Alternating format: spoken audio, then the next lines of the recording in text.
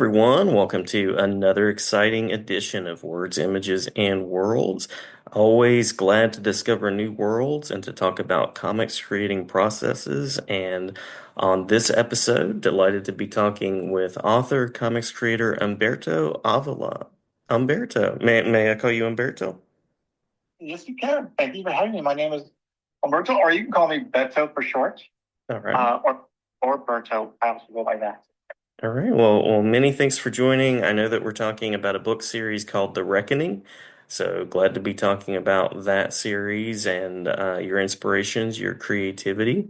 Curious about, by means of a first question, what's the writing process like when you're creating comics? The creation process is very much what you imagine everybody else, but for me, it's just going to be I have to do it differently, um, because as you may not know, or as I have spoken to you before, I am a quadriplegic, so I don't have hand movements. I do everything voice assisted. And so my writing process is just using voice to text to take memos and taking down ideas and script ideas and getting lines and scenes that I want to written and do everything piecemeal. And then at the end of the day, when I'm settling in for the night, I sleep with my computer next to me, and I work throughout the night, organizing my thoughts and concepts, and then working it into the script, um, to fit the story that I'm writing for the reckoning. Wow, yeah. And I know I've had students before that have used voice assisted technology, so it's really kind of a cool thing in the possibilities that are out there now for writing in a variety of ways. Yeah, I mean, technology has gone so far, and I truly appreciate what it is. But I will say that for me, what makes it difficult as the double-edged sword is that because of my disability and because I tend to trail off with my voice, and the recognition of the software and the microphone position on my phone, sometimes what I say doesn't translate well to the memo. And so when I collect my thoughts in the evening, I'm looking down my notes like, what was I trying to say? So then I have to like go back and like reassess my thought process for the day, and then go over my thoughts, go over my notes, and then have to like work around those ideas that may or may not have come out as clearly as I would have liked them. But to be honest, because I work in such a slow pace and methodical in that way, it makes me think a lot deeper into what I want to say and do with my characters, and I think it actually helps me make better situations and better concepts that I can flesh out a much and a much more organic and an interesting way. Yeah, yeah, no. Thinking specifically about comics, what is it about comics that allows you to tell the stories that you want to tell? Oh, well, I've loved comics since I was 8 years old, since I was a little kid. Before my accident, I have been a long love collector, and what I've always loved is that it wasn't just the reading part or the pictures, but it was the nuance of like what was going on between the panels too. I Mhm. mean, I just love the whole medium of like where you got so little space that's telling so much story in one panel that it has to carry over into the next, and then have that go forward throughout the whole page, that whole real estate, and then be able to translate onto the next page. And you're going to have to fill in the gaps in between panels.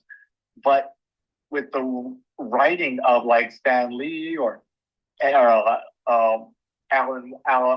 Moore or Neil Gaiman and anybody and all these other prolific writers, they're able to express these concepts and stories that you can just, they can time skip a day, a week, and then you'd still be able to follow the story because you're following the story. You're looking at the pictures. You're seeing the destruction, or the beautiful picture oasis or whatever they're trying to show. And it's just that nuance that you're able to pick up from those visual and the word context. And then I just love that medium that it says so much with so little. Yeah, yeah. Now, thinking specifically about The Reckoning, would you like listeners to know about this story, its inspiration, the kind of story they can expect? Well, the kind of story they can expect is um without giving to it, it's really about grief, the seven stages of grief. And it focuses on three main characters, which is Hector, who is my lead, newly promoted detective here in El Paso, Texas. Marisol Trevino, a young 17-year-old girl who's naive and a little bit optimistic over about, living the high school world. She's worried about boys and going to college and seeing what life's going to be like as an adult and having fun and not knowing what the real world is like. And then on the mystical end of things, I have um, an ancient deity that I've resurrected that isn't really used all that much, which is um, from Aztec mythology as a stand-in for, representing remorse and loss and repentance. Mm-hmm. And basically, it's a story where uh, life is very much in flux. And because it's in flux, it's going to act on its own will without you wanting to participate or not. And that influence came from my disability.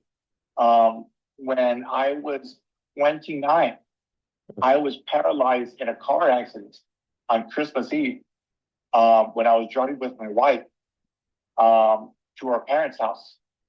And after that accident, my life got turned upside down. I went through the highs and lows of experiencing a really traumatic injury and a traumatic life alteration.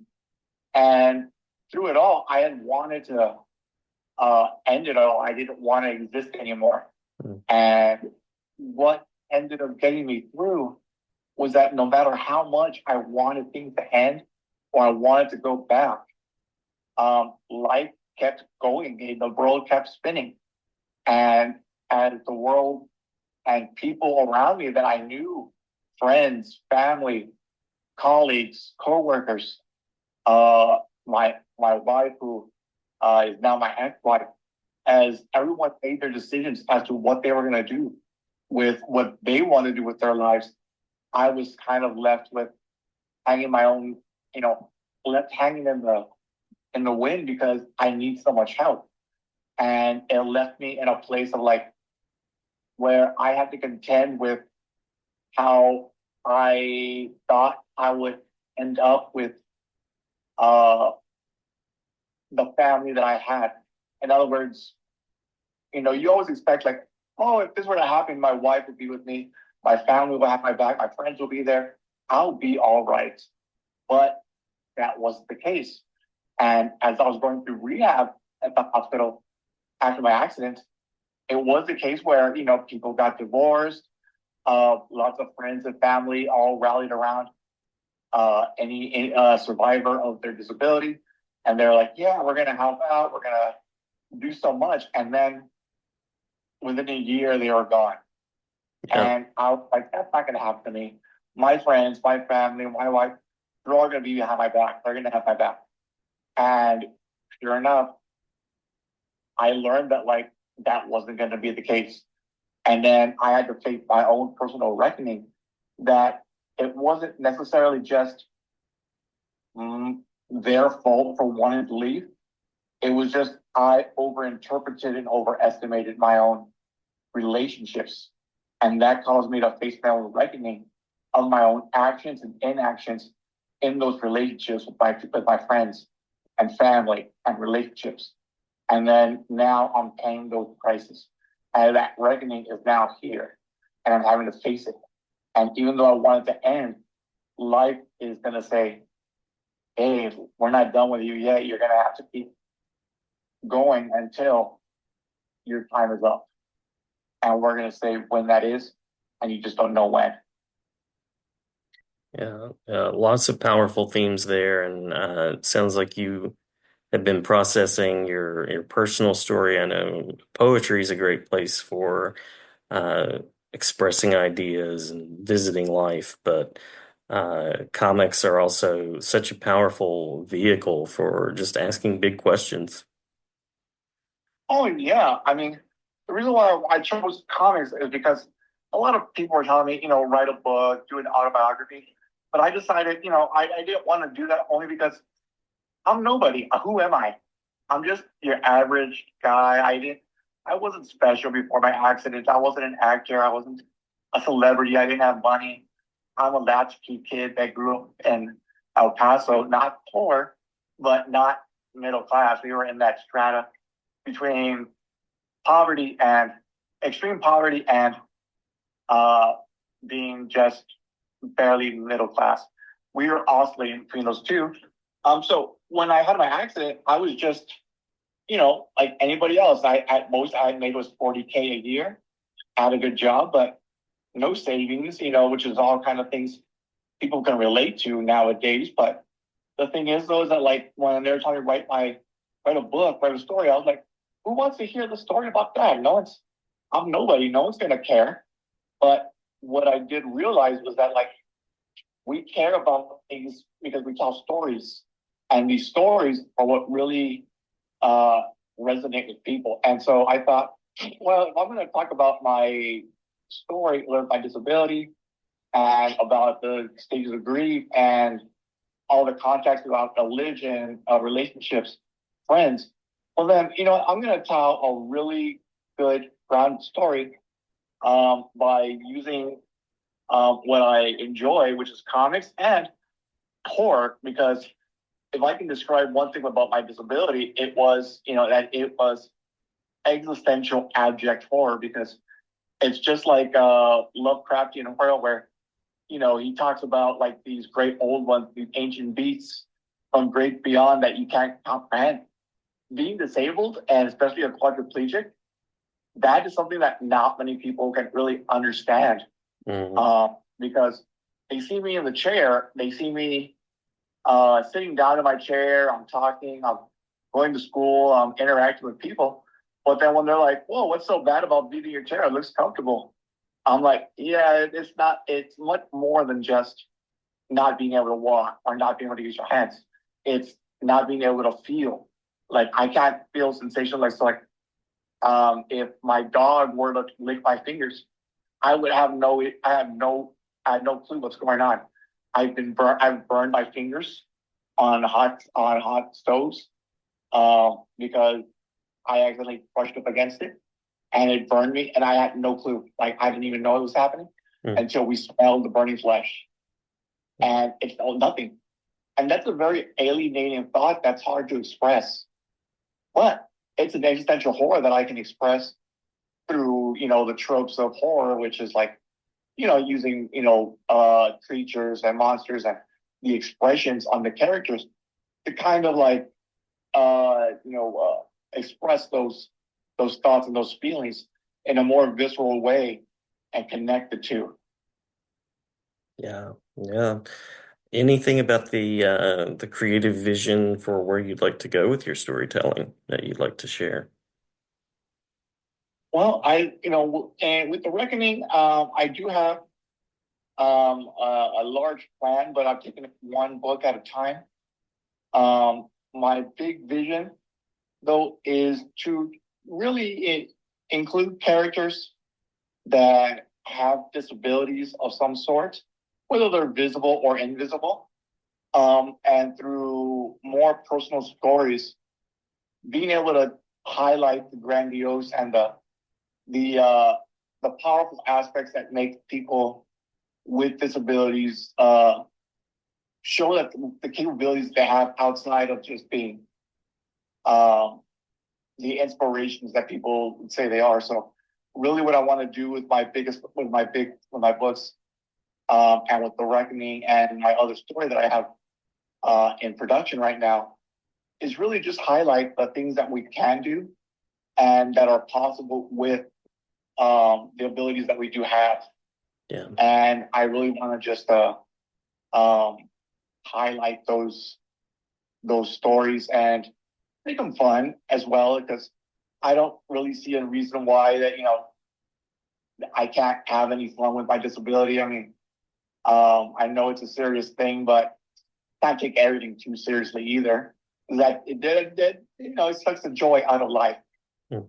So I do poke fun on my disability a little bit. With good nature and good faith, of course, because I understand that not everybody will see it that way, but I do have a sense of humor about what I have. I do really want to make sure that the stories are able to share that. Hey, in the end, it's terrible, it's awful, it's alienating, but you know what? It's also there's a peace and there's a resilience and a love that comes with it that nobody really that nobody really sees, because it's a very nuanced and subtle way that we experience it. And I really want to just use the stories and the comics to really show that to people, that it's more than just woe is me or I don't want to end up like that. Because there's so much that we can do and so much that can be said and done. There's so much value in people with disabilities that are woefully, woefully underutilized and underused in greater society, and in stories being told nowadays. Um, I like to show you that there's more to us than just background characters to be used as I don't want to end up like that, or poor guy, or that's an inspiration. Yeah, yeah. Now, with comics, I know there's collaboration that's part of that. So, anything that you'd like to mention about the creative team, the artistic side of it as well, the visual side? On the visual side, Nate Walkington is my artist. I cannot sing the highest praises of this guy. He has been phenomenal. He, when I spoke to him over the phone when I first met him, he lives in Florida, and when I spoke to him, I sent him my rough scripts, and he just encapsulated everything I wanted. It just seems like he really understood to grasp the nitty grittiness of the world that I wanted to build with the Reckoning, being very grounded and grounded and gritty, but also showing the abject terror and horror of creatures of the ancient creatures that I'm bringing up from the Mesoamerican mythology. And I'm so over the top with what he's done, because he's really brought out like a life to them that is, I am super excited for people to see. And Ray Dillon and his wife Renee, they did. Ray is doing my lettering, and he did a variant cover, the virgin cover to my story, and his wife also did a variant cover for my second issue, which is already in production. And the work that they put together, again, phenomenal. Like Renee, his wife, Ray's wife, she captured my main villain, just the abject terror and visceral ugliness and fear that he's supposed to invoke. She captured him like so well. I'm super excited to like show everybody this, and even super accommodating of my disability, because as I'm trying to get myself out into the working space of the community and become more entrenched in public life.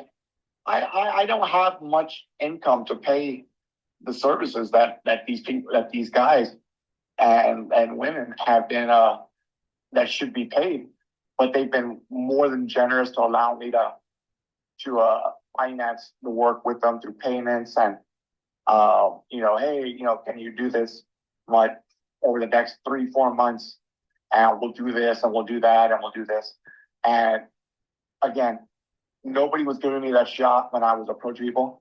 and they did, and our final product of the first issue has gotten great reviews from some Instagram reviewers like Caleb the Viking, Comic Book Viking on Instagram.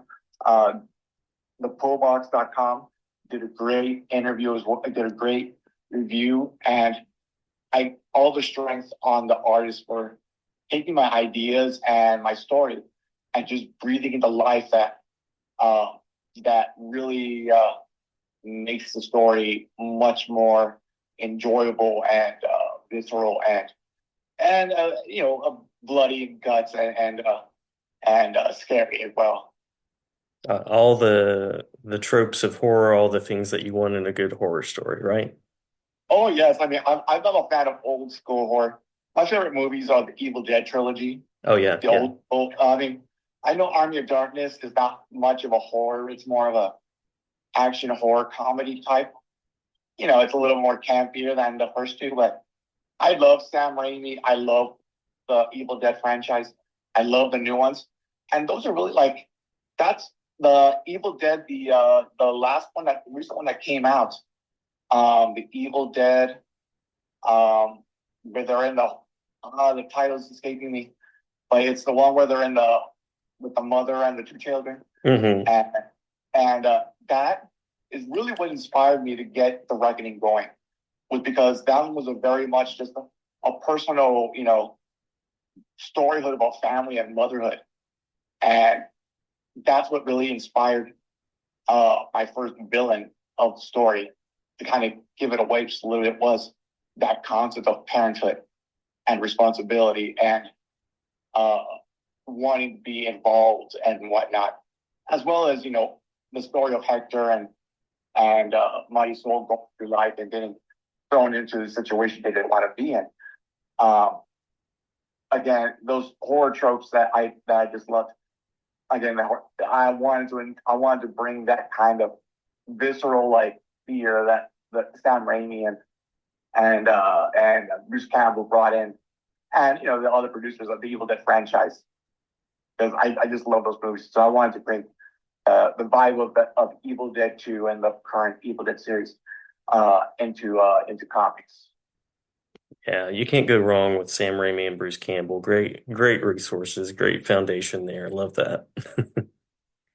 Yeah, that and John Carpenter. I also love Robert Eggers' Nosferatu. That was also another big inspiration for the story. Not and the movie came out already when I had already finished the book, but I'm a big vampire fan, and so I love like Blade with Wesley Snipes. That movie influenced me as well, just because it it Blade as a daywalker going after the vampires. The story about the vampires being everywhere and embedded in society. That is also another influence that put me into my story. Uh, And I just love that it was action packed and bloody, and still had a little bit of like Wesley in his subtle way. Through Blade was a little snarky and a smart ass with the vampires, or he used the girl as bait. I love that whole idea. Like that was just brilliant. That movie is so slept on. I love Blade. I love that movie so much. Definitely a good one. Definitely. Um, well, it sounds like you have some very cool inspirations and an amazing story to tell. If I am a listener out there and I want to find out more, if I want to see the work, if I want to support any particular places online that I might go and check out.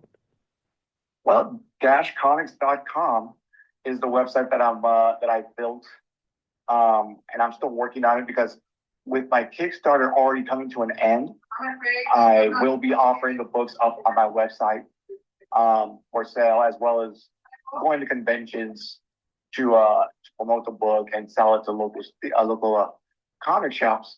They'll be available there, as well as I can be visited at my Instagram or Facebook, Blue Sky under dashcomics.com. And I will also be partnering up with a few small businesses that are comic oriented and creating a kind of collective where myself and other comic book creators and people that are doing comic book related things can share our each other's projects throughout. So it's not just my books that are being promoted. For example, with Dash Comics, for me, I'm a big punk rock fan, and I'm a big uh, uh, proponent of small businesses.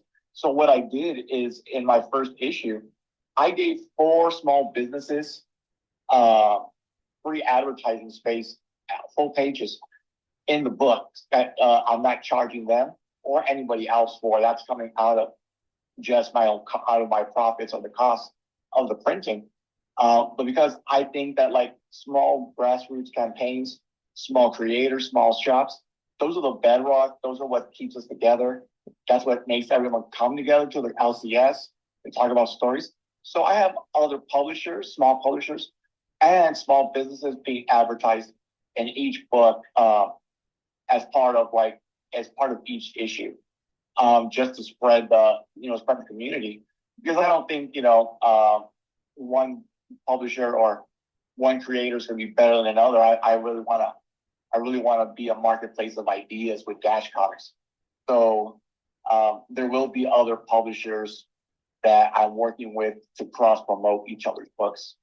And so if you Dash Comics, you'll find other uh, small publishers doing their own projects, and then they'll be promoting mine as well.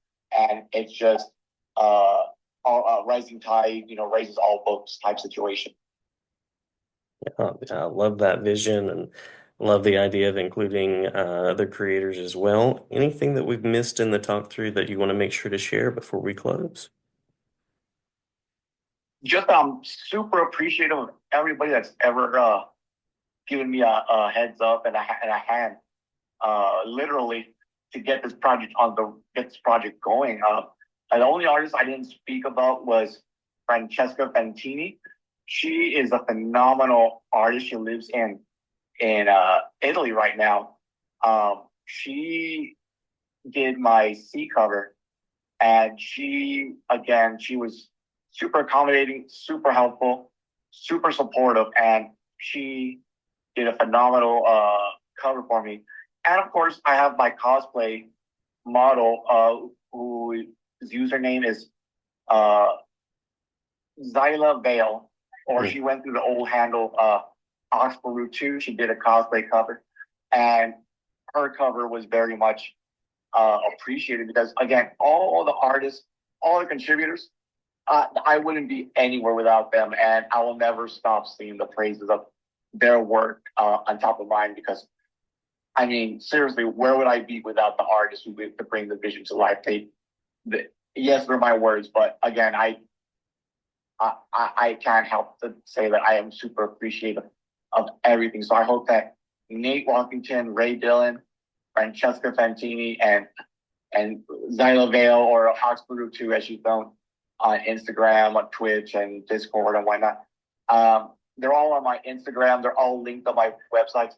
I hope they get like bigger and better projects. I know Ray and his wife Renee have done work for HBO, DC Comics, and other large and small publishers, but they need more work because they are phenomenal. And I know Francesca is doing a lot of big stuff with a lot of the big publishers as well.